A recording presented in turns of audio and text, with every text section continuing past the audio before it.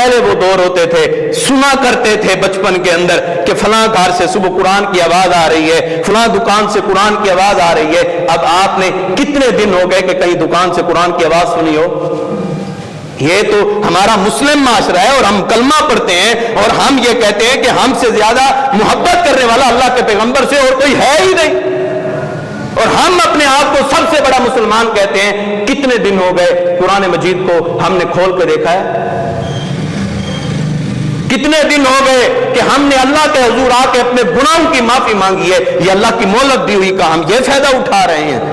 کئی لوگ ہیں، آپ دیکھیں، کئی لوگ ہیں اب قبروں میں سو رہے ہیں، کئی لوگ ہیں ہسپتالوں پہ کئی مہینے ہو گئے، ہوش نہیں آیا، بے ہوشی کے عالم میں وینٹیلیٹر کے اوپر لیٹے ہوئے ہیں، اور کئی ایسے ہیں کہ جو اپنی زندگی اور موت کی کشمکش میں لڑ رہے ہیں۔ اللہ آپ کو سکون کی نیند آپ کے بستر پر دے رہے ہیں اور اس وجہ سے آپ رات کو گانے سن کر سوتے ہیں۔ اللہ آپ کو کانوں سے، میں گناہ کروں، آپ گناہ کریں، جو گناہ کرے اللہ ان کو کانوں کی سماعت کو چھین لیں، بتائیں کیا کریں گے پھر؟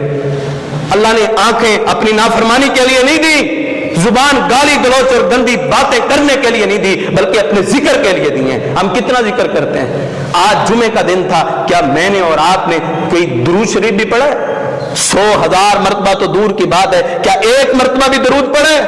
ہم کس چیز کے ہم مسلمان ہیں؟ ہمیں اپنے آپ کی قدر نہیں ہے، ہم صرف گناہوں پر لگے ہوئے ہیں، الزام دوسروں کو دیتے ہیں، گھروں میں بیماریوں کی وجہ، گھروں میں تنگیوں کی وجہ، گھروں میں رزق کی بندش کی وجہ، کوئی اور چیز نہیں ہے۔ میرے اور آپ کے گناہ ہیں، گھر میں گناہ ہو اور گھر میں رحمت اتر جائے، یہ کیسے ہو سکتا ہے؟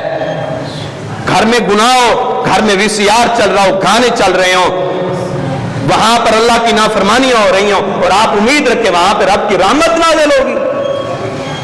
نہیں، رحمت نازل ہوگی جب تک گھروں کو اللہ کے دین کے مطابق نہیں بنائیں گے، جب تک اپنے گھروں سے یہ گناہ کو ختم نہیں کریں گے، اس وقت تک گھروں میں نہ اطمینان آ سکتا ہے، نہ سکون آ سکتا ہے، نہ زندگی بہتر ہو سکتی ہے۔